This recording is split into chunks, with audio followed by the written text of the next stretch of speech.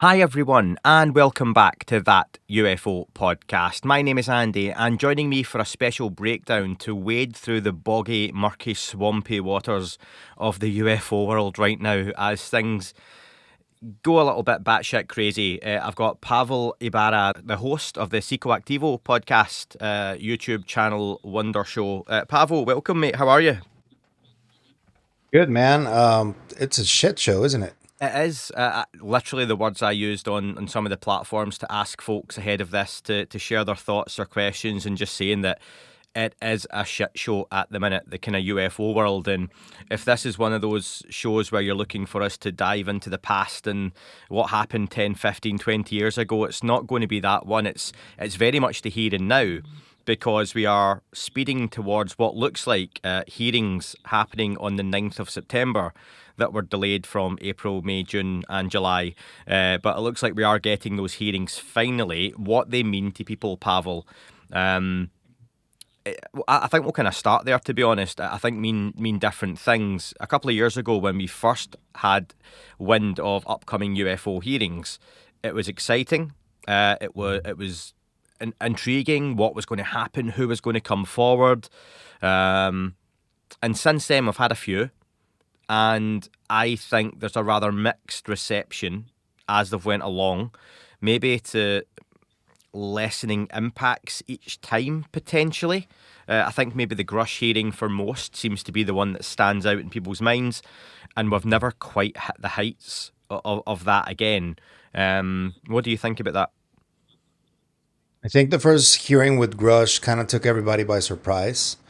There's a lot of people from the side that is trying to keep this a secret that wasn't expecting Grush, and he came out on News Nation and then came out at the hearing, said all those things, and that kind of set the tone for what the back and forth would be between both sides. And it was kind of obvious that it was going to be more diluted, the subsequent hearings, and it happened in November. It was pretty disappointing to me because for example, Matthew Brown can be part of the hearings, and I think he's um, a credible witness for whatever he saw in that program. And now things are getting even more complicated, even though there's a lot of more people that came forward in this year alone.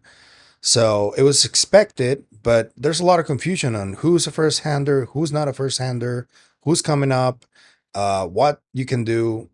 Personally, I think, and by this point, I think many think the same way. This whole hearings thing uh, is a major distraction, in my opinion. And I think that the political theater is going strong with stuff like this, the Epstein files, and all that, you know? So I was talking to Alan Levine last week, and he's a very seasoned former APRO Mm. researcher. And he told me that uh, what he thinks could work and it should work is for people who are citizens to call on their senators to ask them to just release the information that David Grush allegedly gave them and all the testimony and all the material. If they get enough pressure, that can happen. And people are not doing it because they're distracted with the hearing. Where to start then? Right, so you mentioned the Who. I don't think we have to go over the other hearings too much. They've been talked about ad nauseum at this point, and it's probably best to look forward. I want to start off just reading out a statement that Representative Eric Burleson had made on an X space, or a Twitter space for the old school kids among us who still remember Twitter and the Bluebird.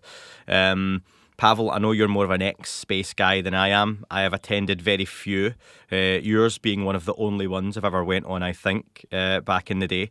But Burleson made a comment, and I'm going to read it, folks, as it was said by Representative Eric Burleson when I wrote this and posted it online, as did many other folks, Pavel. People were kind of slating the way it was written out, but this is literally how he spoke it, folks. Okay, so I won't do the impression. He said, so, to give you an idea who we've got, one individual is a former US Air Force veteran who is going to speak to 5 UAP incidents during his time that he witnessed and that he investigated. You've got another individual who is a Navy officer who witnessed UAP events firsthand, and then got another US Air Force officer who witnessed firsthand events. So we've got, and I'm not going to give their names, but those are the individuals that we've been working on. We often have people trying to get, that have already come out publicly, and I think that a lot of people want, some people want those, but I think that what's better is if we bring forward some new perspectives and people that have not come forward until this moment, some fresh witnesses. So that's kind of what we're working on. So for a start, Pavel, when you hear that, three individuals at first, all first-hand witnesses, and I want to start there. For you, what constitutes a first-hand witness? Well, I guess it depends on what you're looking for because a first-hand witness could be an observer only, Yep. and that's a first-hand witness. You can observe the program like Immaculate Constellation documents, or you can have a sighting. But I think that what people really want is hands-on, first-hand witnesses who have handled materials or biologics. Presumably, what we all expected was at least one scientist. We got Mm. none. Yep. It seems like we got more military personnel. The first one that he described, though, if you are following the topic, it's kind of evident that it may be one of the people that are already very Mm. public. So, um, but yeah, that's what I think the people want. Somebody with hands-on experience. And apparently the only one who's trying to do that, according to what he says, is Jeremy Corbell and George Knapp. And they're, according to what he said recently, they're not allowing them. And these legacy program people don't want to come forward because there are not enough protections for them. So we're going to have to conform with what they give us. I don't know if that's enough, but that's what we get, I guess. Yeah, my concern is what you say around it being a sighting and someone coming forward to say, I saw lights in the sky and they moved really strangely. Another time we were observing something on radar and it shot off at incredible speed and we report, and it's the same kind of stuff we have heard over and over again. For me, yeah, firsthand has to be hands-on with biological material or crashed Yeah. craft, and I don't mean tiny fragments of metal that like we've seen in little test tubes and things like that, like dental fillings. We need to be seeing, folks who have handled substantial amounts of material, and it's almost like we're being set up that that's not going to happen, that expectations are largely being tempered. And in that case, the hearings aren't for the UFO community, but even then, is that going to whet the public appetite? Because I think, again, it doesn't sound like we're going to get anything better than what we had with David Grush. It's because Grush, that was both for the UFO community and for the general public, because it was the first time ever that anybody was talking about this so publicly. Because we know that Greer already had hearings in his Yeah. day, and he did talk about pretty wild stuff, but the Grush hearing felt like a more official kind of hearing, and it had a lot more media coverage. Then anything after that, it's exactly what we need, what you just described, and it doesn't seem like we're getting it. So, yeah, it's gonna be for the general public, and it's probably gonna attract a lot more people that weren't on the topic, but the UFO community is probably not gonna be happy about the result of this one if we don't get these first-hand, hands-on people. I think it's difficult anyway to please the UFO community. You'll know that as Oh well as yeah. anyone. Oh yeah. In terms of names, though, do you think I've written down some names that I wouldn't be shocked if we seen, but again, I don't know how folks would feel about them. One of the big ones you always see mentioned online is Jay Stratton, former head of the UAP task force. He seems to be the guy or one of the guys who have always got some kind of connection to anything that's gone on in the background of any substance in the last 20 years in the UFO topic. He's been in briefings, he's being part of the programs, he's chipped in with drafts of legislation, all that kind of stuff. How would you feel about Stratton coming forward? Is he someone that should be there? I don't know if he would do it. I don't even know if like a subpoena would work on him because I don't know how much classified information he actually knows. In my in the little I know about him is from the books, from whatever George Knapp says about him, from whatever Joe Murgia Hmm. says about him, because Murgia also reports a lot about him. But it seems like most of his experiences, and I may be wrong here, come from his visits to Skinwalker Ranch. And I don't know if the Congress people and those who are trying to get witnesses on the stand consider Skinwalker Ranch a very credible source, because it's a History Channel show for starters, and it's always been shrouded in a lot of different narratives, and all of the stories that you hear from that place. Some of them are too fantastical, and I would say that, for example, I don't know if Burleson, probably he would entertain it, but a lot of people from the Congress, from the UAP caucus, when they hear something like a werewolf or stuff like that linked to Jay Stratton, I don't know if they would accept that really. Right, that's the issue then for me, Pavel. Is one, I would strongly suggest that Stratton has far more experiences, a lot more tangible than what we've heard publicly.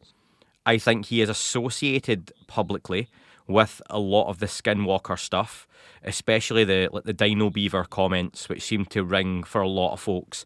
Um, and no matter how serious a guy you are and what you may have had access to, if you come forward and stand, in testimony and mention the Dino Beaver stuff, or even he may want to avoid that, but it just takes someone from Congress with a gripe or a grudge to go, let me ask you about the Dino Beavers that have been seen at Skinwalker Ranch.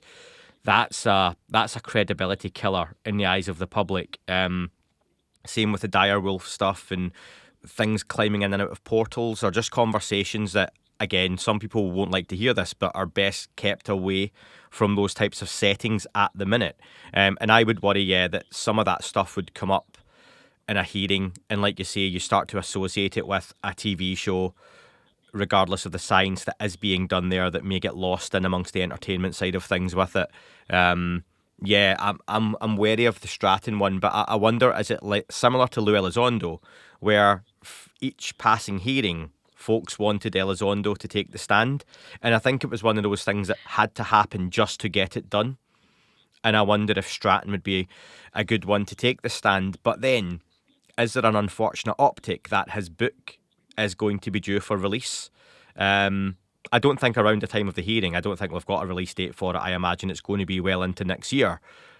But again, it then can look like, to anyone in the public trying to take this seriously, oh, this guy's just looking to sell a book. I say that fully Yeah. aware my book is over my shoulder, Pavel. I say that with full awareness. Sorry, folks. Yeah, but you're not testifying in Congress, Ah, well, dude. you don't know that. Big You don't know difference. that. I could be one of these witnesses.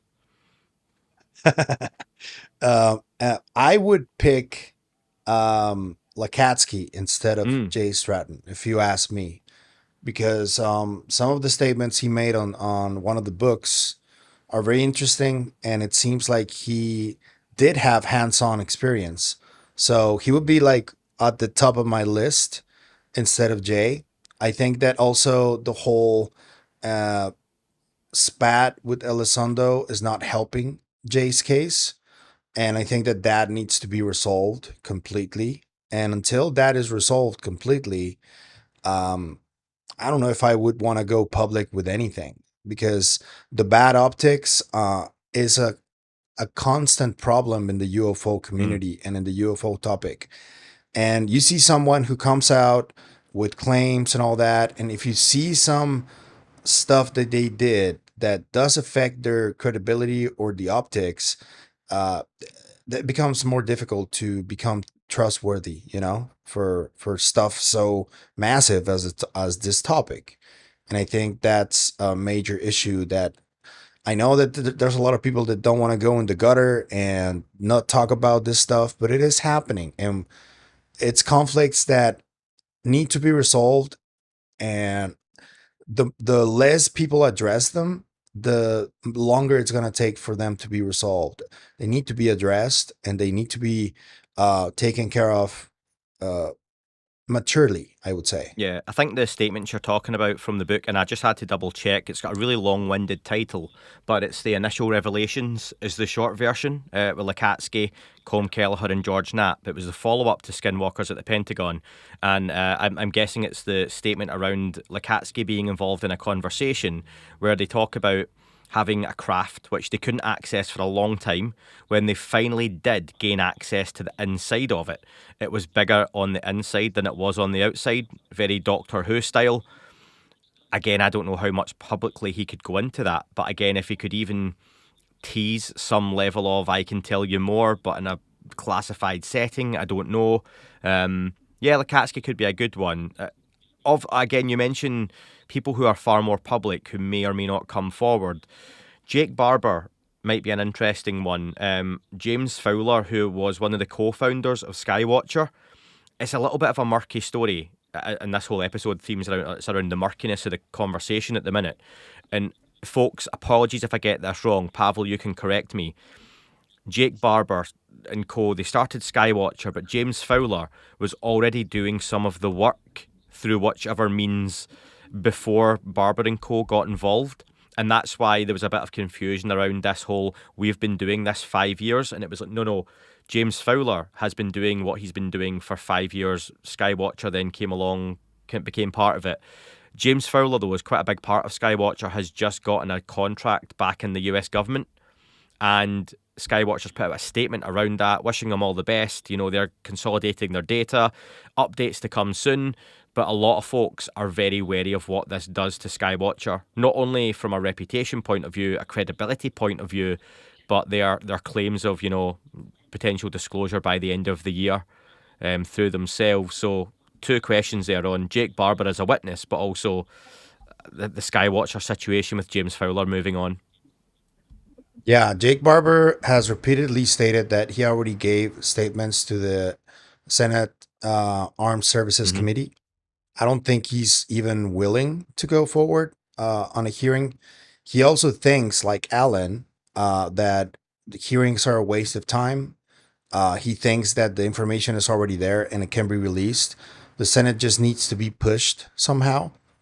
I think that's what Jake Barber's uh, position was the last time I checked.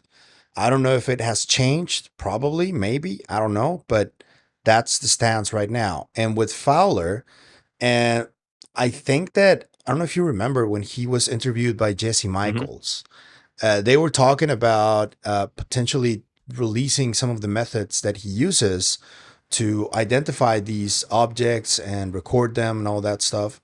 And Fowler said something along the lines of, I am waiting for the government to tell me to stop, Yep. or something like that. And it seems like it just happened. They told him to stop and threw money at him, and now he's out. He has his contract, and this is something that is also happening with another individual who's not part of the government right now. But I think that Skywatcher is going to have to do a lot to live up to the promises that they made, because they sounded like promises, and I really have lowest expectations of what they could deliver, especially with everything going on right now. Was the dog whistle technology James Fowler's? That's unclear. They haven't been transparent with that. They just said it's their secret sauce I and got that feeling, hyped it Pavel, up. that it was Fowler, and Yeah, I just wonder, is it his ball? And he's going to go, I need to take this. You know, my mum's calling me now for dinner. I have to go home.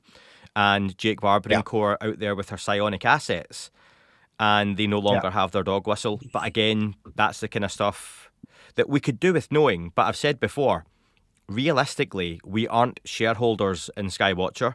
They are not a publicly traded company. They are privately funded. They don't have to come and give us this information. However, I think the more they do, the better that could be for them, certainly. I don't know. I think we have to kind of wait and see on that one. The third episode was due to be released, which I believe is going to be around the psionic aspect of things. And we wait and see what's going to come from that. But yeah, so Jake Barber then potentially a no for you. Maybe he done a 2.5 hour interview with Ross Coulthart, which maybe he shared all he can share or wants to share. You know, he went quite deep to be fair to him. So I don't think he would excite me, but there have been far less exciting witnesses already at previous hearings that I would have rather heard from Jake Barber again.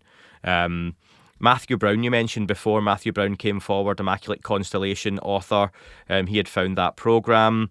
Was it a war game? Was it not? All that conversation's been had. Corbell and Nat brought him forward. I thought we may have heard more from Matthew Brown before now. Is that with a view to him perhaps appearing at the hearings? I think Jeremy Corbell online has stated it's not his position to say whether Matthew Brown will come forward as a witness or not. Maybe he's holding his cards close to his chest. I'm sure Jeremy will be sitting front row regardless. But what's your take on Matthew Brown coming forward? Would you want to see that? I would. Because from that tweet alone that he made, where he called out Elon Musk and all that, that already gave up a bunch of names of classified stuff, potentially a bunch of companies that are potentially involved in a lot of this. So he seems to know quite a lot more. But I don't know how much he can say because I would imagine that he caused quite a stir with his 3-part interview and then that tweet. I think the tweet was what probably, if it was me, I would have gone hiding and not make a single public statement after that, man. And that's exactly what he has done. He has just like occasionally tweeted some things. He's liked some of my tweets though, which I found really cool. But yeah, he would be a great addition to the whole list. And I don't know if he will be. I hope so. I hope so, really. But I don't know, man. He's really too quiet right now. Yeah, I had a brief exchange with him on the old X just to kind of say hi and such, and he acknowledged it. But yeah, he's certainly stayed low, stayed quiet. I don't even know if his account is still active anymore. I was just double checking. As of now, it might be gone. But yeah, so is there? No, he's there. Oh, is he still there? Yeah, he's still there. Okay, cool. Yeah, he made some pretty out there statements. He came across, I think most folk mentioned, as a very normal guy. When he spoke to Corbell and Nat, he was pretty nervous in a way that made him seem more realistic. But yeah, I'm not too sure. In terms of this coming forward, then, if we get a disappointing rollout of bog standard witnesses, and when I say bog standard, no disrespect, I imagine there'll be highly credible folks with decent positions within the military, within government, with all that kind of stuff, within aerospace. Where do we go from there then? Are these hearings, I think it was either Lester Nari or I think Brian Bender, journalist, when I spoke to Brian Bender, and he thought the hearings were at least good for holding the politicians' feet to the fire, just to keep the subject there. And it might not be having the biggest impact, but it's keeping it in public view. And is that better, Pavel, than them not having them at all? It is until a point, because there comes a point when you feel like you're just chasing your tail, and that will get people disinterested in the topic. I think that, yeah, holding politicians' feet to the fire is important, but people don't seem to ask senators like pretty much anything. They only like try to push Congress people, representatives of the House, but I think that they need to push more senators, especially from the Senate Armed Services Committee. And I don't think this is going through to people that they need to do that. They can. They just got to call their office and push them to release the information. Whatever Jake Barber gave them, they have it all. Whatever anybody who went to them and got in either skiff or an unclassified setting, they have that. So if they get enough pressure, they have to release it because they want constituents. They want your votes. So people need to realize how powerful they really are if they do act together in mass and push their politicians. I'm going to read you some statements from listeners. I asked them around the Burleson's comments, around the witnesses, around the hearings, just to gauge the atmosphere around it and how people feel. So David said, personally, I don't want to sit through another hearing where people say they've seen unexplainable things in the sky or their mate told them something. We need people who have worked at or in facilities that have seen or handled exotic materials or seen the bodies. Otherwise, it's just chatter, conjecture, or wishful thinking. The bodies are the key that unlocks Pandora's box, not craft or an esoteric piece of material. I wonder on that though, Pavel, Grush has talked about biologics. Grush talked about pilots and bodies. He was asked about that. I think was it Nancy Mace who asked about that at the time?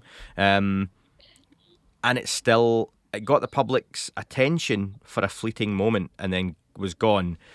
I don't know how much someone can say publicly, even if they did get the scientist in. I've often mentioned, Pavel, if we get the Brent Spiner scientist from Independence Day, who has literally been underground for 10 years at Area 51, working on the bodies, they're still only going to be able to say so much in a public setting, aren't they? Yeah. And something that I think could also work, so they can talk about this, because if anybody has been trying to prevent for people from going into a skiff, it's because they must have some information that is classified. And if they get in there and talk about classified information, they jeopardize themselves. So uh, I don't know if this would work because I'm not very savvy in American law, but do you think it might be possible that maybe either the president or another organism within politics in America could give these people full immunity so they can just come forward and talk about this stuff? I always wondered about that. Do you think that may be possible? Yeah. I mean, again, there'll be people legally speaking, shouting at us just now, Pavel, but I'm in the same boat as you. But surely you could completely. I mean, I had someone ask me around the NDAs to say that if the NDAs have been covering up criminal activity, then doesn't that make the NDA potentially null and void? Again, Yeah. can the president or whoever just completely? I don't want to bring this up, but could the president pardon people? Tell us what you know, and then I'll just give you a pardon. I think this president has famously pardoned people before. Most presidents Oh do. yeah. Um, and especially in this topic, yeah, I imagine there would be ways around it. Um, Yeah. I'd love to hear it. I'd love to see it, but I don't know if the appetite's there from a presidential level. Yeah, and it feels like they're posturing. A lot of them, the people from the cabinet, they say, "Oh, I'm interested. Oh, yeah, I want to know about But that," but nothing happens. how interested are they They really? just, yeah, they just make statements just to, yeah, for the people to see. That's it. Yeah, a few more statements from listeners. Joe said, "This is good. It would be better if they were genuine insiders who could shed light on the purported programme." Shelley said, "I'll wait until I've heard what they have to say." Wallace said, "If this is what we're getting, can we please, please, please not have another hearing? 3 more people who saw some vague lights in the sky, only to be told they didn't see anything. Kinda feels like deja vu in the 70s. Yeah. Jonix said, "I've not seen a UFO or anything or any beings, and I'm not telepathic. But at this point, I'm convinced all of these phenomena based on the testimonies of others. David Grush's testimony in Congress was significant at a time when I found myself in a mindset to listen and take it seriously. While ever the consensus is still to ignore, debunk, and mock, even the Pope, even the President of America couldn't be taken seriously on this topic. We here believe we are ready to know what's going on, but in my experience in the UK, debunking is an instinct, and almost no one thinks it's aliens visiting the Earth would affect our lives in any way. Thus, I still think we're doing the groundwork as regards to this topic." Don't think that's unfair. I think the UK is a little bit more sceptical on the topic all round. I think even if I manage to Yeah. if I get asked to do any media appearances, stuff like that, they're always a little bit trepidatious. Similar to what you've said, Pavel, where the politicians can sound interested. You get presenters on the TV, on the news, like they're listening, but they're not intently listening, and they're very quick to move on to the next news story, just as quick as they've heard it. What's your take in general on Eric Burleson and how the focus from Tim Burchett seems to have shifted to Burleson in terms of the head of the UFO conversation from a political point of view? So, first, I want to mention something from that comment that said debunking is an instinct. That's very interesting. I think it should be for most of the stuff that we see in this field tends out to be either prosaic or bullshit. So I think that's a good place to try and remain to see if you can find a uh, but you also have to remain open-minded because when something you cannot explain, I think it deserves more investigation. As it pertains to Burleson, I have mixed feelings about him because I see him very involved, and I do applaud him for that. He's going on every single podcast, regardless of political affiliation or religious belief or whatever. He went to Mexico. He visited Jaime Maussan. He sat next to Stephen Greer. He's done everything, and that I do applaud him for. But I also think that he has a lot of people from different narratives whispering in his ears, and that can be really distracting. So I would just ask, I guess, it's okay to go on podcasts and talk about giants and Nephilim and angels and the religious aspect of this whole Mm. thing. But as long as you remain, I guess, open that anything could be possible, not just that, I'm okay with whatever you want to do. It is not good optics, though, because the more scientific minds don't agree with him going on these podcasts that talk about the more biblical aspect of this. But I guess that's the best we get right now. Him and Luna.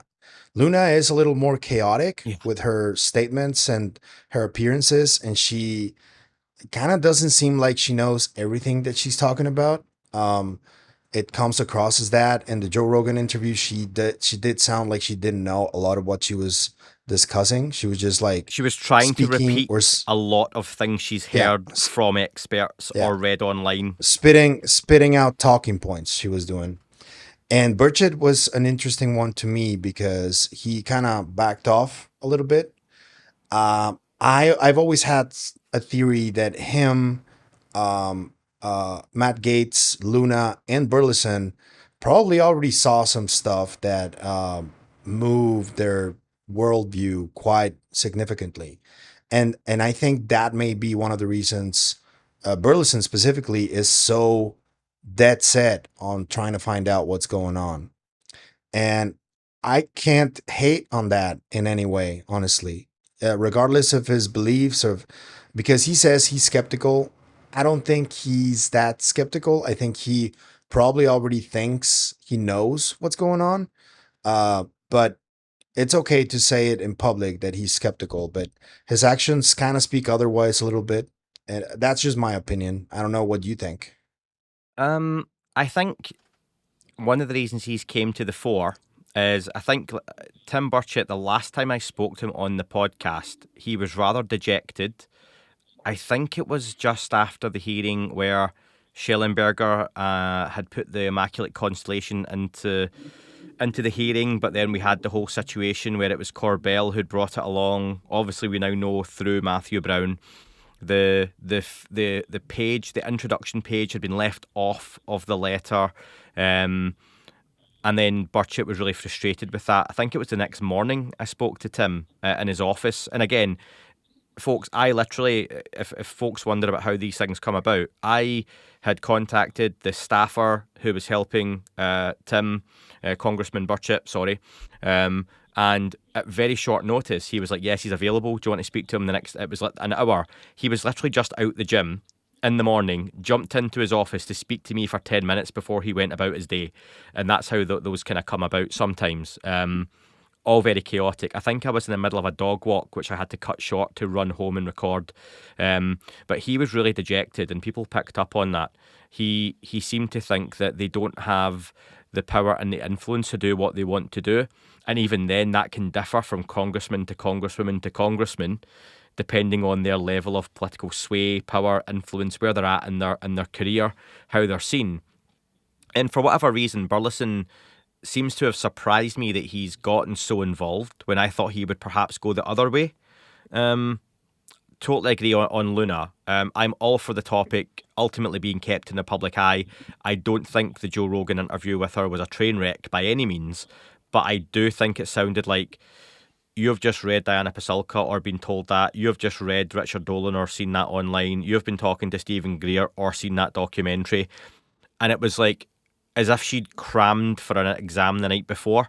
And we've all been, I remember university and college and school, studying the night before for an exam I hadn't studied for 6 months before, and I should have. And I just had chunks of information in my head that I tried to cram into one question to get as many marks as I could. And it's not quite flowing, it's not quite coherent, but some of it's right. Other parts of it are a little bit mixed up and don't quite need to be where they are, but they're there. And I got that feeling with Luna. I said that on the roundup I done recently, Pavel, that it did sound like a lot of chunks and interesting bits. She kept wanting to bring it back to the books of the Bible, I remember. She mentioned that a few times, like, we should come back to that, we should come back to that. It was like, it's something I find interesting, so let me talk about it, rather than it fitting the flow of the conversation naturally. And that can go one of two ways with people, but I think at last check, it's well over 1 million, perhaps 2 million views on YouTube now, that particular episode. Great for content. Huge. And let's be fair, Rogan's pretty good with this stuff at pulling the information out, and he doesn't shirk away from asking the hard questions either. He doesn't care. He's not getting cancelled or I guess not come back on. He did disappoint me when he spoke about remote viewing, because he doesn't seem very well versed on it. And if you're not well versed in something that ethereal, probably shouldn't talk about it. That really did disappoint me. He did say on it though, he did say, to try and look on the bright side, you know, that it was fascinating that they managed to find the coordinates of I think it was it the Ingo Swann remote viewing, or when they found the location of a top secret cabin. It was the cabin he was looking for, but it actually was the facility behind it. Sorry, I'm bastardizing the details there. But yeah, he's got an interest, but perhaps Luna was diving all over the place with so much, it's hard to kind of hone in on there. On that whole Luna Elizondo situation, Pavel, I've not spoken about it with anyone yet. I just want to get your take on how you feel that drama looked online, where Luna on the show on Rogan commented about the skiff flu situation. And for folks unaware, she was basically, I don't think this is unfair to say, Pavel, she was getting at Elizondo, Grush and Christopher Mellon were meant to be in a skiff. She says they got skiff flu, basically shat out of being in a skiff, and cancelled on them. Didn't name them, but that's who she was talking about. Elizondo took it personally, got online, had a bit of a retort. Luna then got back at him. They had a back and forward on X, which looks immature. I've heard you, Pavel, talking about adults in the room on one of your recent podcasts as well. It didn't have a great look. We've mentioned optics multiple times. It's one of my favourite words on this podcast. And for a sitting congresswoman and a former counterintelligence agent, former head of ATIP, to be having that out on social media in front of thousands of people didn't look great, regardless who was right or wrong. The truth's probably somewhere in the middle. It was a bit of a mess. And then you put Ivan in the mix with his inflammatory statements, and that really sent it into a different orbit, the whole drama. I think this kind of stuff is what makes those who are trying to keep these things secret just smile and sit back and enjoy the show.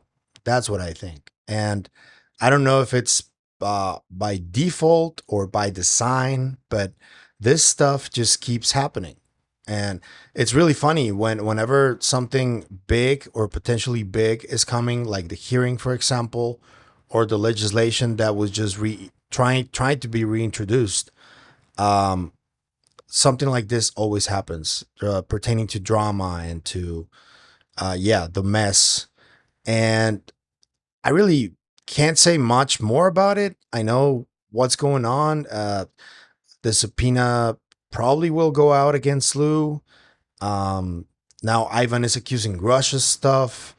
He said Grush and Nell are the worst people. Is that the comment? Something like that. Yeah. And basically he's insinuating that Grush is like very controlling and telling people what to do, what not to do, uh, putting Grush in a really bad light or trying to.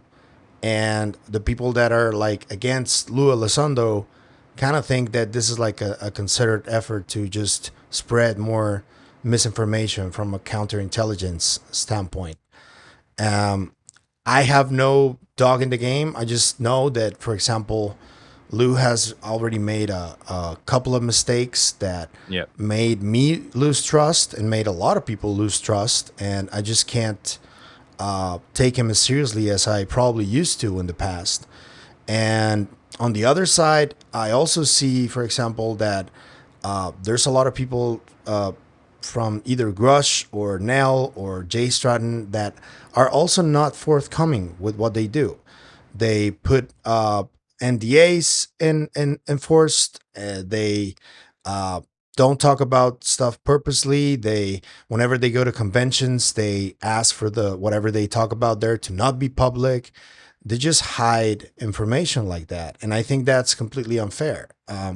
It just makes it look really bad. So currently, I honestly don't know who to trust. Who out of the people that are trying to put this forward, because that movie Age of Disclosure, for example, that really screams to me as the arms race sort of talking point being at the center of it all.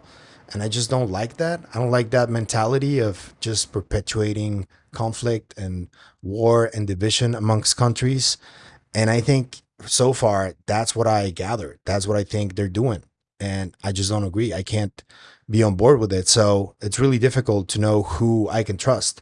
And when it comes to politicians, I trust no politician at all. I never have, and I never will. I don't think. So yeah, it has been quite the spectacle.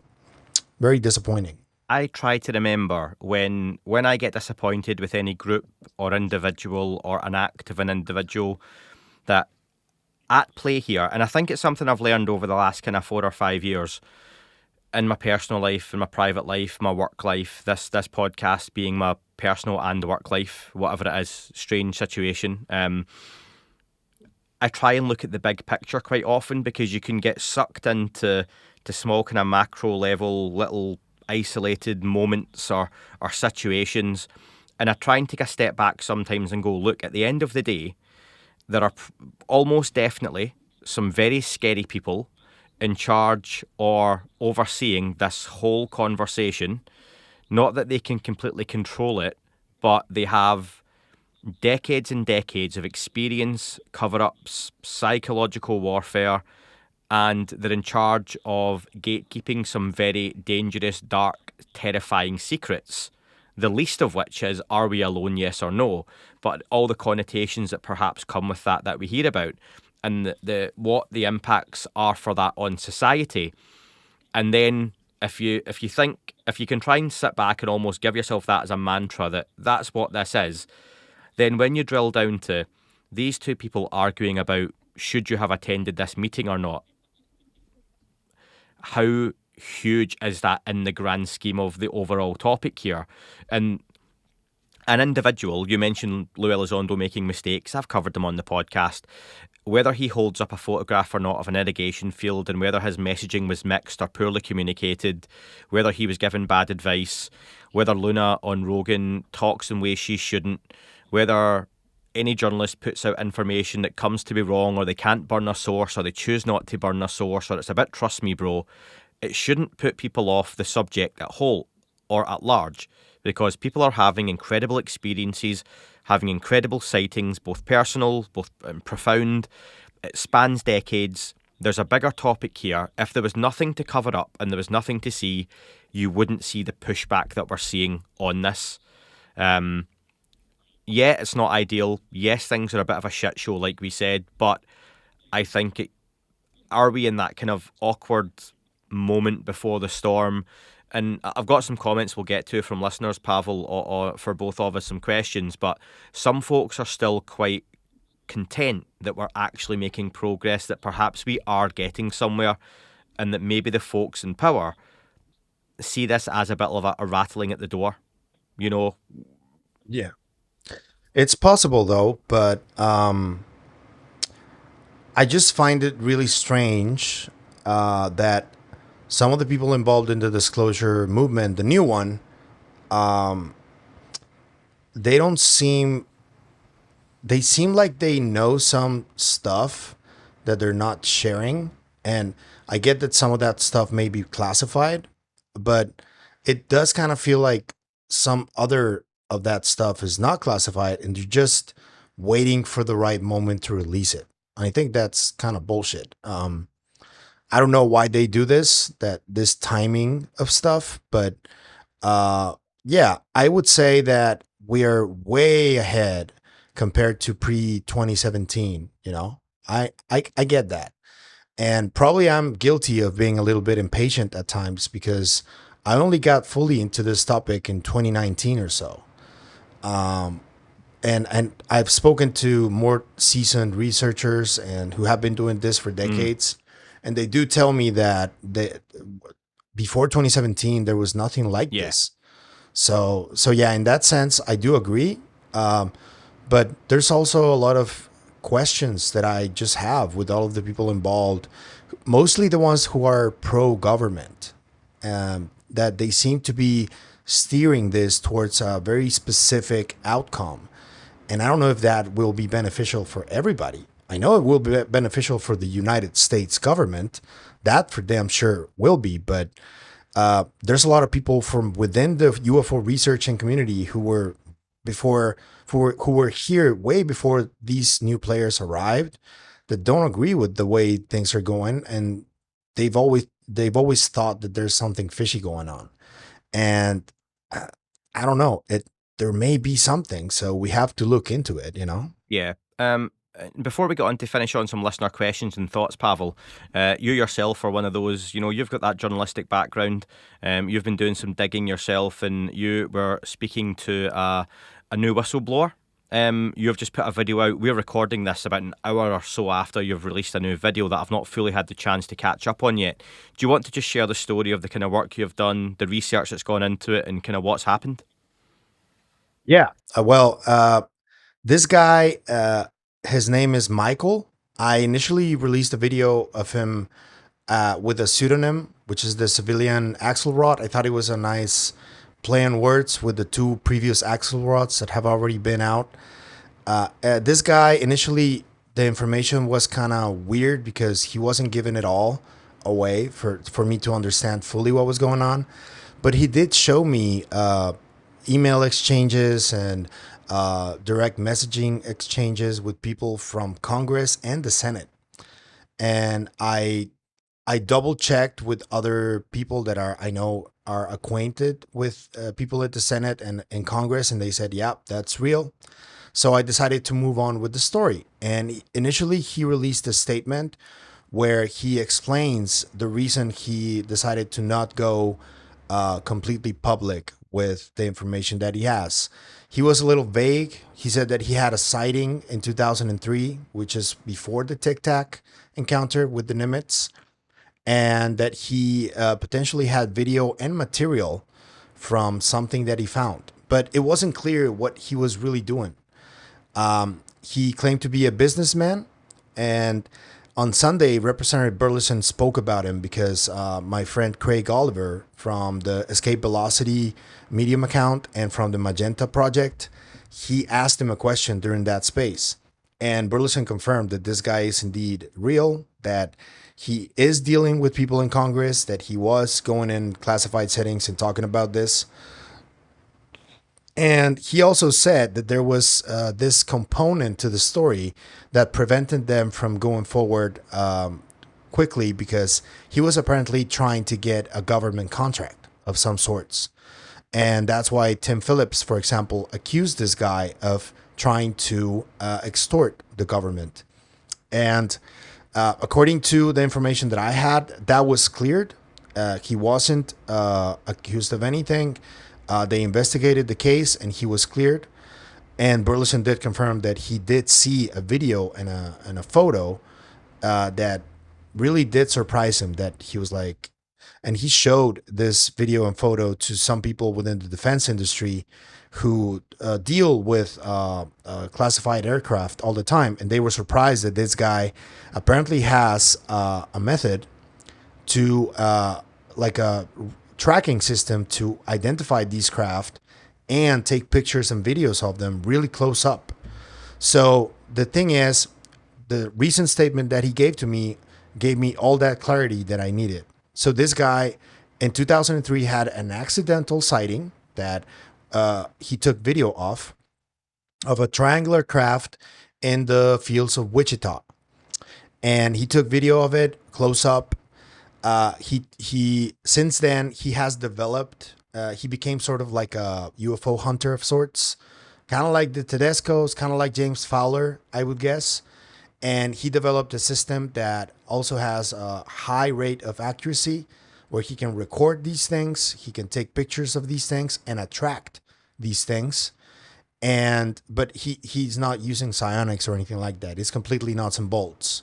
And this system is what he over the last couple of years or so, he has been attempting to sell to the defense industry and to the government. And this is what made congresspeople and even senators, I would guess, hesitant to deal with him, because he's trying to get a payday, because he's been working at this for a long time. After the accidental sighting, he claims to have recorded many more videos that are really up close and taken many more photos of different sightings that he tracked with this radar system. The details of how the radar system works and all of that, he didn't divulge yet, but it is an interesting case. I do not agree with a lot of what he says about trying to enact superiority in the United States over the other countries. I think that perpetuates conflict and war, which is something that we don't need more of right now. And I do say that in my video, that I don't like the way this guy is tackling everything he's trying to do, because it's very clear that he's looking for a payday. He may have really good evidence according to Burleson, but he's like trying to go through their system so he can beat it. He wants to go through a polygraph. He wants to testify, but only if there's a polygraph involved. And he will release whatever evidence he has, but only if he gets into this polygraph. Now, when it comes to his payday, he's trying now to get it somewhere else, not just through the government. And that's why he got a little bit overwhelmed when a lot of people from the UFO media started trying to get him on the show, on their shows, and he kept saying no. And he also doesn't think that what he saw and what he's recording is alien or NHI. He thinks that's just really advanced human technology. And he's like very dead set on that. So that is another reason why he's being so secretive about it, because potentially whatever he's recording with this new system that he has could be really classified stuff. And that's why he's like, also, wait, I'm not going fully forward with this, because I don't know if I could get in trouble or not. He claims that he had threats from China. Like, it's a really interesting case. The first civilian who goes into a skiff to talk about these things, as far as I'm concerned. So that's also a first, really interesting. Is this by any chance the guy who was meant to come forward, who was associated with Ivan Hanel? Yes, that's the same guy. So it's the same guy, yeah. Because that when I spoke to Ivan, he mentioned a businessman, and yeah, That's the same guy. Okay, cool. I know Ivan had said And he he didn't came out. expect him to go forward. I haven't talked about it. I haven't talked about it on your show. I know that the guys from the Disclosure Tonight show also on July 7th, they came out with the very first story about him. But yeah, it's the same guy. I know that there's a lot of issues with him being associated with Ivan, especially lately, with everything that's been happening. And I do address that at the beginning of my video, because I also don't agree with everything that's happening with Ivan and Lou and Luna. I just think that this case should be separated from that case. And Michael also didn't like what happened. He thought it was just a little bit too much noise for whatever he's trying to do. But yeah, it's the same guy. It's a strange one, though, because like you say, as soon as you mention money, and the guy's being open, isn't he? About, I want my payoff for this. The Yeah. angle that he's quite adamant this is not alien, this is advanced human technology. It's almost goading the government or a private contractor into, I can film your stuff, or I've stumbled across the frequency you guys are using. I've found or how I've done it, and I'm showing you. It's borderline bribing them almost. I probably have to watch Yeah. what you say there legally, but given what we're talking about, I imagine it's fine. But yeah, he's kind of like, I know what you're doing, so pay me Yeah. and I'll And stop. and he also mentions that in this statement that he has like bigger offers that he's rejecting because he's trying to protect national security. But then why do you mention these offers, dude? It's like you're putting yourself out for auction almost. That's not a good look, in my opinion. But I mean, and I told him because he was like, "You don't have to go easy on me. I know you won't agree with a lot of what I'm saying." And I'm like, "Yeah, you're damn right. I don't. This looks bad. Mm, It does. Even if it's true, it doesn't look good." no. But do you know what? It raises an interesting conversation, perhaps one for another day, Pavel. It'd be great to have you back to chat through. But the idea that, let's take this at face value, and there's a truth to what the guy's saying. As civilians, technology gets better when you can have folks like you mentioned, Gerald and John Tedesco, kitting themselves out in an Ecto 1, but for UFOs. The more citizen science that's happening, the more technology becomes accessible to the masses, the more AI makes it easy for idiots like me to be able to produce shows like this, and even beyond, and get into the realms of capabilities and skills that you used to have to study for years and years and years to master. We can now crudely reproduce. And do you get to a point? I mentioned a couple of years ago, speaking to Dan a few times, that you're going to get to a point where Elon Musk is putting Kanye West on the moon for commercial space tourism. What are they going to see? What are they going to do? And are we getting into those realms where the government and private contractors need to do something because the public will catch up? Yeah. And also, you can add the tech bros that are also trying to get in the game clearly. So that also adds a whole new level to this thing. But yeah, it's exciting though, isn't it? Because now it seems like it's way more difficult to just bury something or put it under the rug if it comes out from a citizen. Because in the past, with no internet, with not such massive coverage of communication, it was easier to just either uh, take someone's credibility or even worse, make them disappear or something like that. Now it's not that easy.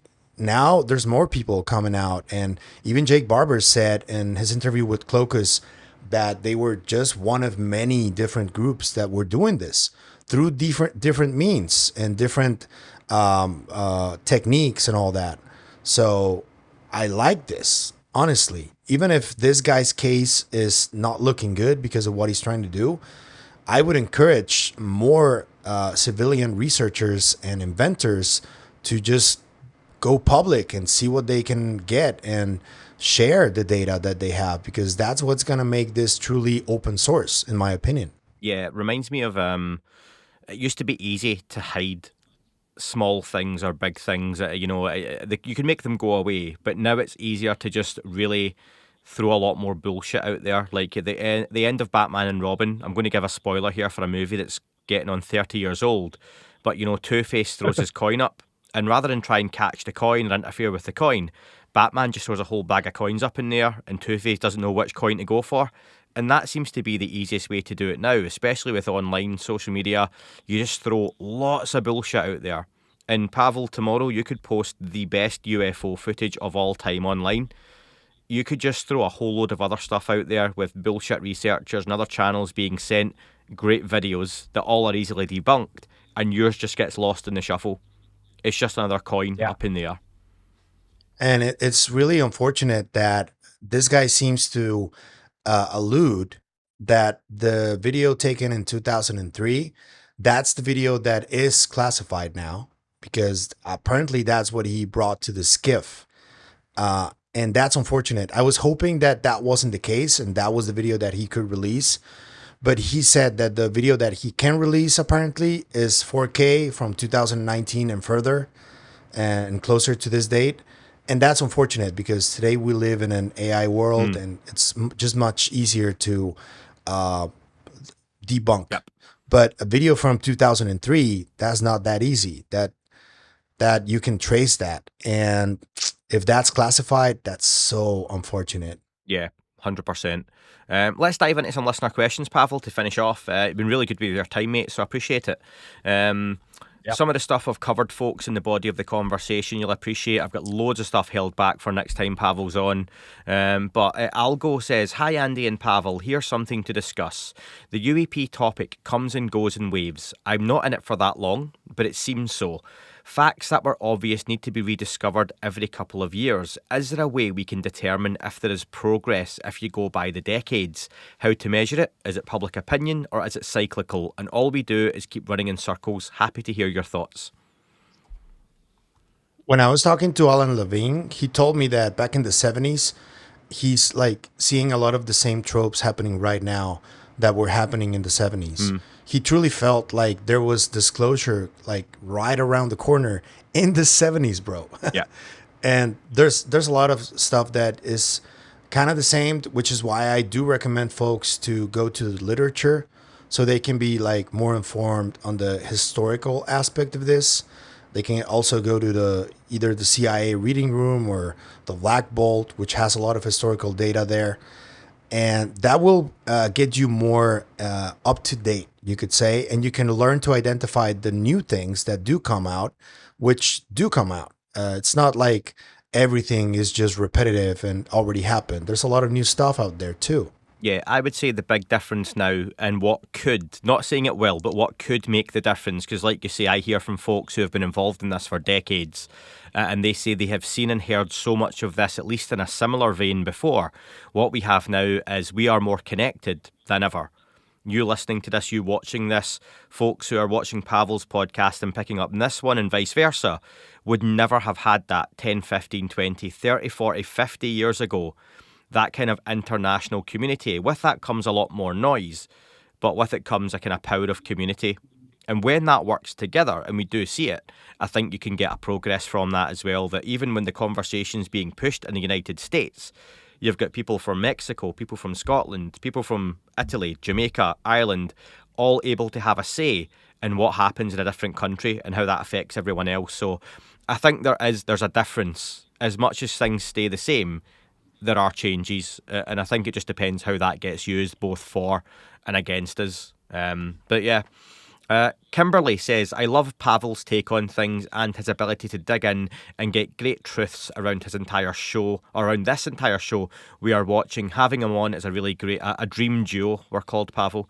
Susses out the facts, give your great insights, continue with the side notes of humour. Given my own expertise, we are at about 8 out of 10 points from a winning score.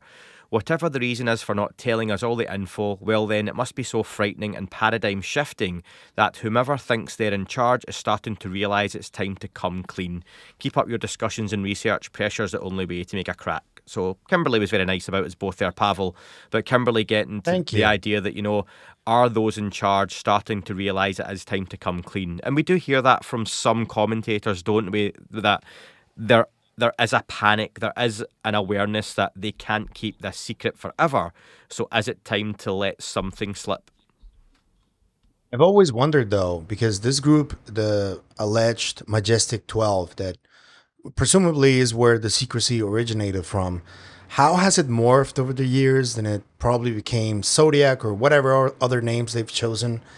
I've always wondered if some of that group has not always been like against this coming out, or and I wonder if there have been disputes within those groups that of whether this comes out or not, whether and if there is a dispute in there, there must be also division and different efforts and fighting each other and all that stuff, which it kind of extrapolates to what's going on in the outside and in the community. Must be happening too in there. So I've always wondered if maybe that's what's happening. That maybe there are a couple of members of those groups that want this out, and that's why we're seeing this so hardly pushed. Something that does jump out to me when I speak to especially military people who have seen these objects and have experienced sightings or whatever that they weren't privy of, is that many of the ones involved at the very top, they keep saying that it's hard to get the genie back in the bottle. It's like impossible. And they keep saying that. They seem so certain. I hope they're right. But at this point, it's for an outsider like me, it's kind of impossible to gauge how far along we are or how close we are to some kind of divulging this information.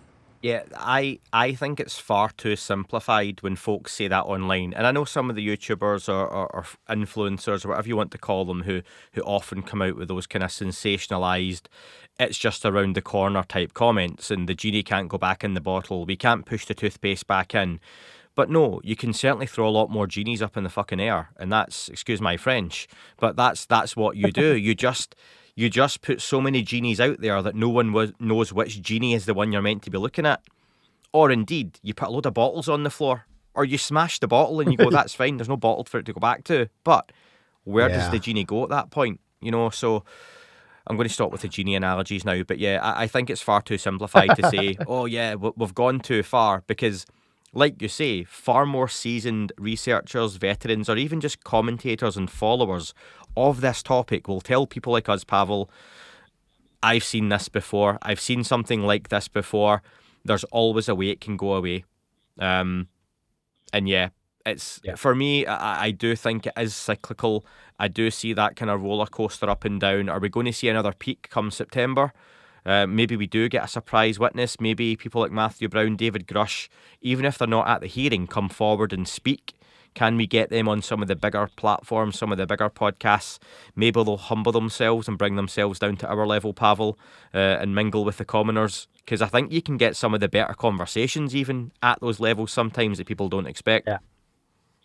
If they're smart about it, maybe that's why we're getting like a bunch of different type of information, and at the end of the day they already have it all planned Mm. out, and there is a first-hand scientist, or if they're smart about it, that's what I would do. I would distract everybody and just do my thing, and already have it all planned out. But Like a it's kind of courtroom difficult. courtroom drama where you go, oh, actually, a surprise witness comes in at the last moment, and just Yeah. you see the defence scrambling through their notes, and Your Honour, I Yeah. object. D. Hickey didn't have a question, but just said, Dear Andy, that show has been running since 1947. We are getting there, brother. So that's a positive way to look at it. Zachary says, as I become more actively involved in trying to more openly communicate with my sphere of influence, in person and via social media, about the phenomenon and government disclosure, do you have any advice on how to engage on this topic? To friends, social media, and other. I've enjoyed my participation with the Citizens for Disclosure group that falls under Danny Sheehan's new Paradigm Institute, and do either have you have an opinion on Danny and his initiatives? First one, Pavel, I'm going to let you answer around the how to communicate this with family and friends, because I've talked about that quite a lot of times on the podcast, and Zachary, perhaps being newer, hasn't heard that. But what's your take on how you speak about this subject to folks that you know? I guess it depends on how much science fiction those family members have been exposed to over the years. Because, for example, I have a brother of mine who, the instant this talk starts in the room, he leaves the room because it's like way too out there for Mm. him. And those folks, it's kind of difficult to get them on board. You would have to really show them something scientifically impossible to disprove. Um, and when it comes to, for example, the background that I have and how I grew up, I'm from a Mexican family, Catholics. We celebrate the Day of the Dead, stuff like that. We're exposed to much more esoteric stuff from the Mexican culture side. So there's people that believe in a lot of things from the Mexican culture. So I wouldn't be the best person to ask about this because I did grow up with different types of exposure to things, but getting the family interested, I guess it just has to do with showing them a little bit of either evidence or testimony from credible people. I know that those hearings made a huge impact in people who are non UFO enthusiasts, you could say. Uh, but yeah, it comes down to that. And here in my country, there's not a lot of seriousness in the topic yet, um, mainly because of a couple of actors that a lot of people know. But I guess in my country, people like me or Fepo, for example, from Podcast Paranormal, we're trying, um, but it's difficult. There's a lot of mockery going on. There's a lot of black market stuff, shenanigans going on. It depends on the country too.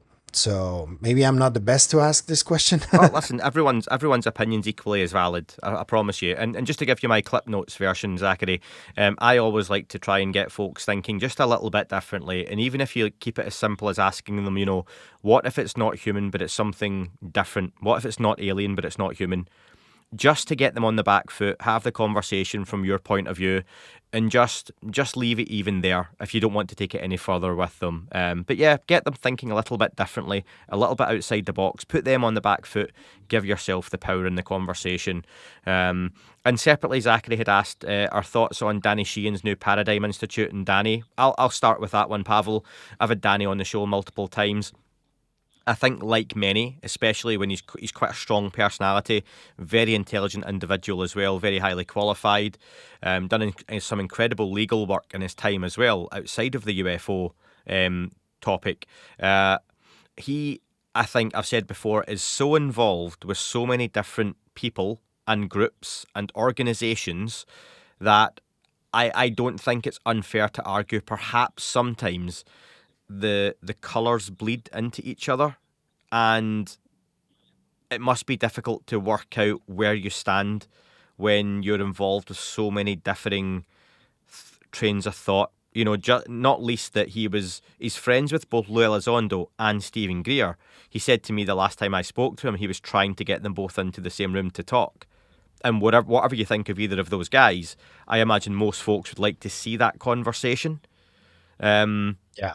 But yeah, I think Danny's doing his best to do some good work. He's got some wild speculation. He's got some really informed speculation.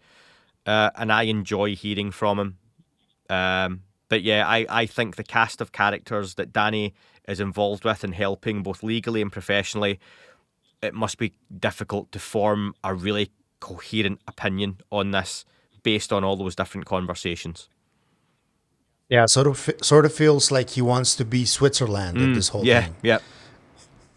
And I mean, I applaud him for that. I think that's good, but he also seems to have his input into a lot of different topics within the subject. And yeah, I like Danny. I just would ask him more questions about his approach and his relationship with the Catholic Church in all of this, because he does seem like he has a direct connection to them. And we all know that the Catholic Church has been hiding a lot of stuff for millennia.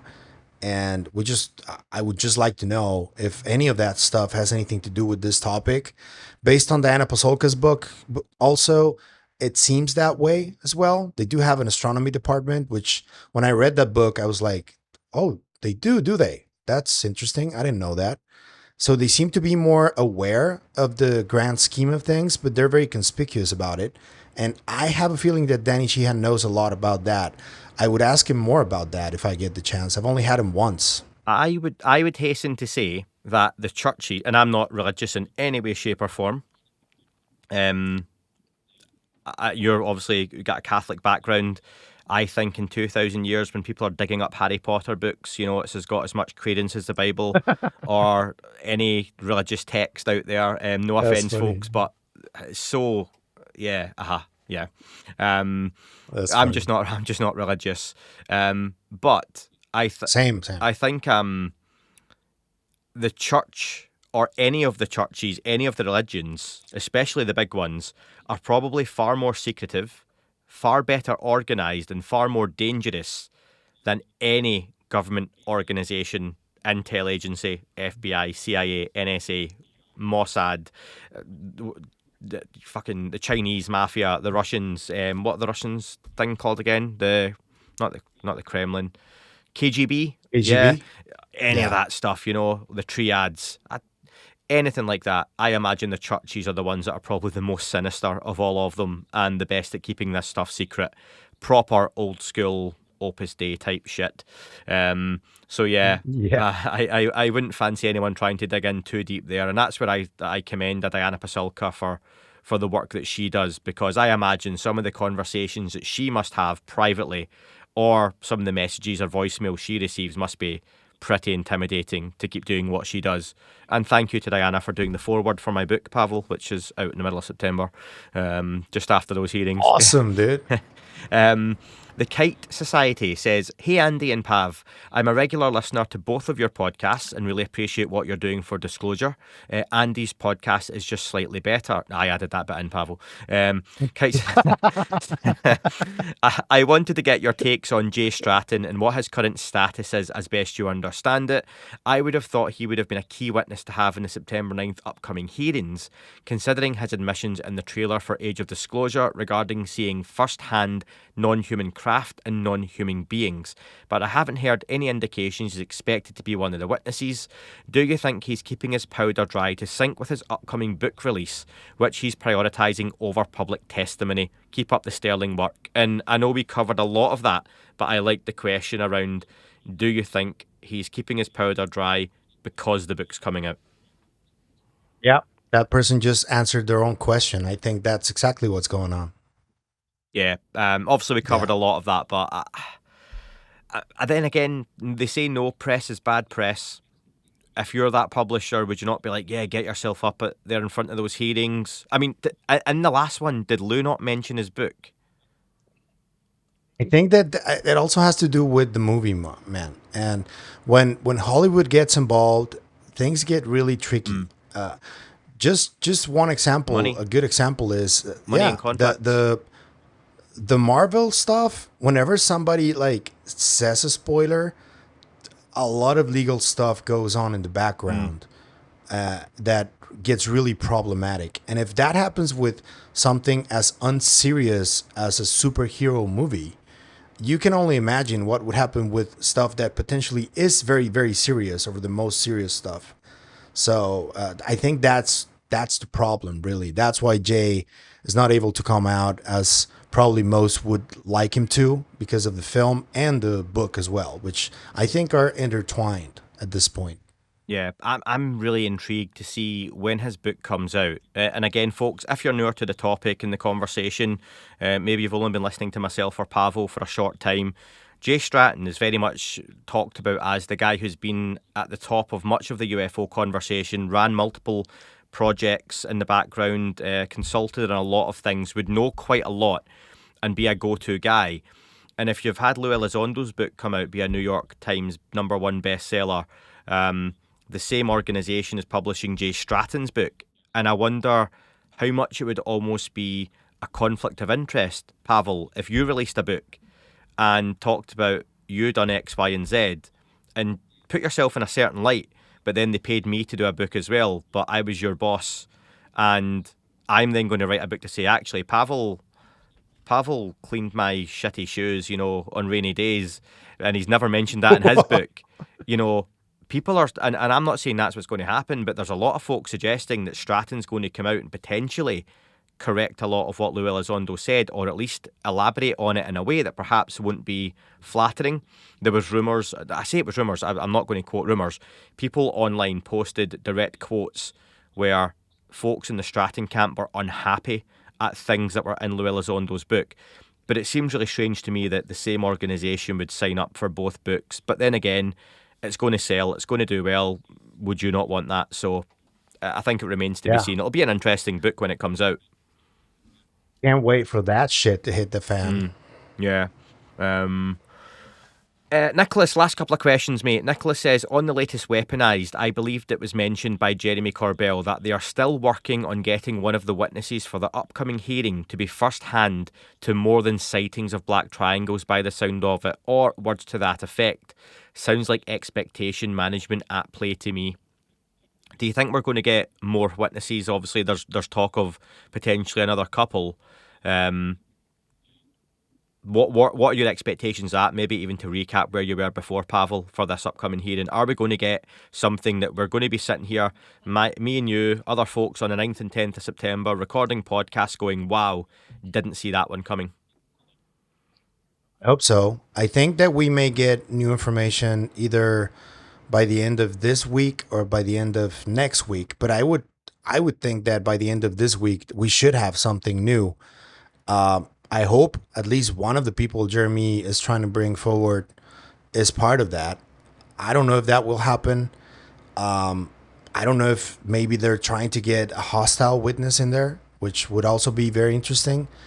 I don't know who it could be, but if that happens, and I'm telling you, like this is a lot of theater going on and play, Yep. and there's a lot of confusion because maybe they're doing it on purpose, just telling you, yeah, this one's coming out, this one's coming out. We got this date. Nothing has been filed yet for the date either. So people are saying September 9. Hold that thought for a little Yep. bit until something really official comes out. Maybe it's a little later, maybe it's a little before, but I would play my cards really close to the chest, considering the mess that the previous hearing was and how Matthew Brown wasn't able to be part of those witnesses.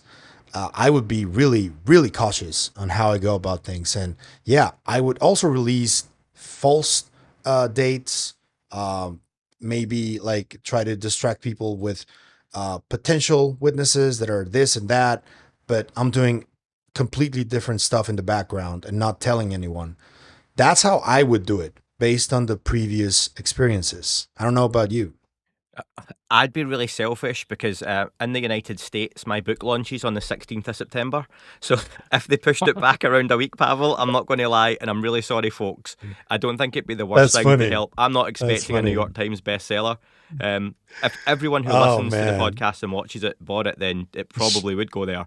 But that's unlikely. It's not a shameless plug because it's your show. So Yeah, true. Sorry, folks, but yeah, I think for me and the publisher, they'd be like, "Oh my god, that would be incredible for it to be bumped back a few days." But yeah, so yeah, Atlas of UFOs out the 16th of September in the States, around then in the UK and stuff as well. But yeah, I think for me, I want it to happen in September. I think more delays would be damaging to the overall. It would add to the theatrics and the theatre of what we've been having, but then you go from April to May to June to July. And unless they're really going to pull something out the bag where they say it's been delayed a couple of weeks, but it's going to be worth it, you know, I don't know. I really don't know. But do you know what? Again, I'll say I know some folks, very much everyone's got their opinion, but fair play to Corbell and Knapp because they are doing a lot of work in the background with this to try and get stuff in yeah, there. And like you say, I wonder, is there a world because we have these big podcasts now, like, and I don't mean mine, but like, you know, weaponized and I was going to say need to know that's had its change obviously recently as well. But where you've American got, Alchemy, all of those. yeah, but where you've got two massive journalists like Knapp and Corbell, if a witness isn't going to be used and they're trying to push that, well, do you know what? Get them on your podcast the following week. They could have recorded the interviews already and have them ready to go. And if that witness Yeah, doesn't get used, bang, put your show out, put your episode out. And it seems to me at yeah. least Corbell is in that place where he's quite happy to go, ah, fuck it. Why not? I hope so, Push man. the button. I hope so. I hope so. Um, And yeah, there was a question for you, Pavel, which I'm not happy about, Logan. It's my show. But yeah, Logan asks, question for Pavel. It's very passive aggressive. If there was one thing you could change about the whole UFO conversation, what would it be? um, a lot of the people involved at the top, I think that they need to be more forthcoming and transparent, and we need like a place where there's um, an agreement that the information needs to be open source, so more people have availability to it. uh, and I don't see that happening a lot. I see a lot of researchers that are like keeping their own information to themselves. They're very jealous. I think that there needs to be more community amongst the people involved at the top and at all levels, because division and more bickering and all this stuff, I think that's helping the other side and keeping all of this a secret. And I think there needs to be a lot more communication, um, and yeah, more decorum and all that. If you want to do this right, it has to be that way. It can't be this constant, endless calling out game and staying in the gutter, as they say. Can't be that, man. If it stays like that, I much rather just move away from the topic. But yeah, again, it's probably by design too. So I don't know what needs to change really, but I would change that. The communication overall amongst the people that are trying to find out what's going on, I would change that completely. I felt the first year of the pod 2020. So I would say I think 2021 was probably the most together the whole community was. And I've always been wary of using that term community because what is the UFO community? I think there's a weird phenomenon where you log on to your social media feed and you think all those folks are. I've said before, it's like you're as if all those folks are in the same park or stadium, all chatting to each other, all aware of what's being said, and it's not. Social media is more like a hotel where everyone's locked in their room. You don't know who's upstairs, you don't know who's downstairs, you might be aware of who's next door. And all these interchanging rooms and movements going around, people moving out, people coming in, and you've got the hotel UFO. That's more like social media. So people can overblow their own importance. People can also undersell their own importance in the conversation as well. But definitely 2021 for me, it seemed very much more close knit. There was a lot of moving between podcasts and shows and sharing of ideas and conversation and all different kind of things get in the way. Perhaps if you want to be conspiratorial, did some folks have the gatekeepers in their ears and things went awry? Who knows? Maybe it was just ego. Perhaps it was just naturally always going to separate anyway. It seemed much simpler at the time where you had one or two kind of spearhead or figureheads and everyone got behind them. But then Yeah. as it went along, things separated and splintered off. And maybe that's just the natural way of things. But yeah, Dave Smethurst, while we were recording, Pavel sent an email to me with a load of questions. We've covered a lot of them, but I'm going to pick one of them because I had something to ask you, Pavel, that we've not talked about yet, and then we'll be finishing up in just a moment. Dave asked, a number of people in the UFO community over the last 6 months have implied that senior figures in the community are either not to be trusted or trying to limit what they can say. Have you picked up on this? Is it message discipline, keeping in a secret like Doom coming in 2027, protecting the programme, or something else? Around that, I'd love to get your comments on this whole Three Eye Atlas situation, where we have an object. Avi Loeb's mentioned, and I'm tying this all in here, Pavel. I hope you can see it. Where Avi Loeb said, we've got this object we've found similar to a Muamua, but this object appears to be changing trajectory, potentially coming towards us. Is it speeding up? Is it slowing down? It's got strange signatures. Some astrobiologists and astrophysicists would argue that it doesn't have anything strange to it and everything is particularly explainable. Others would argue this is an object, artificial, alien, alien spacecraft heading towards us, and that plays into the whole something's on its way here, we're going to be told a lie. What's your take on just the messaging around the whole community? I don't like fear mongering. I think that there's a lot of that has been going around for decades. There's always a prediction, there's always an event happening. There was Y2K. More recently, there was all of the stuff that people pinned on either John Ramirez or Anjali or all of these people. Uh, and it always happens. It's like the trope of some of these communities, especially the UFO community. When it comes to Three Eye Atlas, I I think there are some things that seem a little strange, but to me, I still stand on it being just a comet. Um, but yeah, that impending doom sort of narrative has always existed, and in recent years, also Chris Bledsoe has talked about it on Jimmy Church. He mentioned an armada, which I think it's a little bit irresponsible to just say that in a public setting like that. Mm. Um, because there's if there's any type of evidence to suggest that, and somebody is concealing it or hiding it, I think that's irresponsible too. I don't think anybody has the right to hide information as important as that.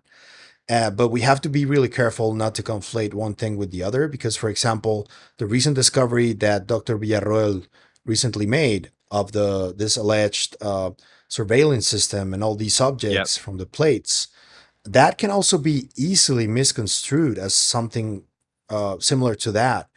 And I do appreciate people like Dr. Villarroel who are very pragmatic and very scientific when they explain things. And we need more of that. We don't need more fear mongering or imagination or predictions from remote viewers. We don't need any of that. We need hard evidence and hard science so we can talk about it, and hard data too. And if there is that hard data and somebody's hiding it, that's a crime in my view. And that's my stance on it. I don't know what you think. Yeah, on the Beatrice Villarreal um, presentation, I was fortunate to be in the room in Durham back in, I think it was April, where she done the presentation on the transients. And essentially, again, folks, objects that were photographed by satellite going back to even the 50s that looked like stars. And then in the next photograph, several months later, they aren't there anymore, but they should still be there. There perhaps could be other explanations, but she made a really simple scientific point. I was in a room of people where I was the least intelligent in that whole room, I can assure you. And even I could understand that she was making the point these things were there in space and then they weren't there. Where did they go? That's not a phenomenon we are aware of. Was it something, a new scientific discovery? Was it something else that moved? And that's a question I think is worth asking. And that's where I've just got the new store open on the website, Pavel, okay? And I've got a t-shirt now that says science the shit out of it, because I've read that, I said that a few times on the podcast, but for me it's just like, go do the science. That must be interesting to a scientist, an astrophysicist, an astrobiologist, whatever your discipline would be, to be like, those stars were there and then those stars were gone. I wonder where those stars went. Maybe they weren't stars. Go investigate. And yeah, people at Beatrice Villarreal is doing wonderful work. And I think Avi Loeb has been a little misconstrued. I know Avi's not, I wouldn't say Avi's a showman or an entertainer. I think he can be very entertaining and he speaks very well. But he's just hypothesizing, this could be something prosaic, but perhaps it's something else. Let's go and investigate. And why wouldn't you? I believe the Juno spacecraft would be the closest. You could send that on a course to intercept, and yeah, why wouldn't you go and look? And do you know what? If nothing else, you find an interesting comet to study. Uh, I think Juno doesn't have enough fuel though, has it not? so that's a problem Okay. because it has enough until the November, and that object will be close to Jupiter in March next year. So that's a problem. I don't think that will be possible because of the fuel. I thought in space you would just shoot it in that direction and you do the math and go, yeah, we just turn the fuel off and it'll keep moving. But yeah, I get all my knowledge from Apollo 13 and Independence Day, so don't listen to me, folks, when it comes to that. But I think it's interesting. I think it's worth investigating. Like yourself, Pavel, I'm not claiming it's an alien spacecraft or anything of the sort, but imagine it was something interesting. I'll just say that much. And we seem to... And if it was, I heard someone who said space whales from Star Wars, and maybe something remotely related. You know who said that? And he told me. I thought he was joking, but Stephen Brown. Oh, okay, yep. He's like, it may be one of those Mergels or Burgels or I don't know what they're called, but I'm like, a space whale? He's like, I don't know. It kind of makes sense. I'm You like, never it's know. too big, man. You never know unless you're going to go investigate. And Yeah. final question, I think, to kind of round off the show, from Melly. regarding the shit show, and that's been the theme of this show, that's been happening in ufology lately, would either of you agree that the side wanting chaos among the community is winning at the moment, divide and conquer, spread misinformation and lies with a sprinkling of truth into the mix? I'll start and I'll give my guest the final word on that one. I will say, in a way, they're winning. I think you just have to allow the community to eat itself. But that doesn't mean just because they win the war, the battle, doesn't mean they'll win the war. So, yeah, I think there's an element of disappointment there, but hang fire. Pavel? I think that a lot of this, because we are all human, a lot of this has to do with ego wars and character flaws. And if we don't overcome those together, I think that this will keep happening. And yeah, it is beneficial for those who want to keep all of this a secret. But I do think, and I always will give the community um, the benefit of the doubt. And I hope that they can see that all of these things can be fixed by just sitting down and talking to each other. That's the key for me. Just communicate better amongst yourselves. If you really find that you have a common goal, anything you can disagree on can be like you can reach a common point or a common goal. And 90% of what's going on in terms of the problems would be solved almost overnight just by communicating better. I maintain that. Awesome. Pavel, always good to have you on and talking, mate. You're a wonderful voice in the community, I think. Enjoy listening to your opinion, your views. Like everyone else, I'll never agree with everything everyone says, and neither anyone should, but it's always good to hear differing opinions and different takes. How can folks find you and your content if they aren't already watching? Yeah, man. You can find me as Psicoactivo Podcast on YouTube, Spotify, Instagram, Facebook, and on Twitter as Pavel Ibarra altogether, or Psicoactivo Pod on Twitter. I'll put all Thank those you, links man. in the description for you as well, Pavel. But thank you very much for joining us, folks. There's lots of questions I got sent in. I'd love to have Pavel back on the podcast soon, and I'm hoping to be over on Pavel's show in the near future to discuss the book that I've not mentioned yet on the show. So I appreciate it, mate. And final apology for folks on YouTube, for the Madridistas out there who have been unhappy at Pavel winning his Barcelona shirt for the entire recording. Extremely unprofessional. But yeah, that's but yeah, thank you, Pavel. Always good talking, mate. And look forward to your next video. Yeah. Thank you for having me, man. Have a good one. Bye, people. I'll hit stop on that.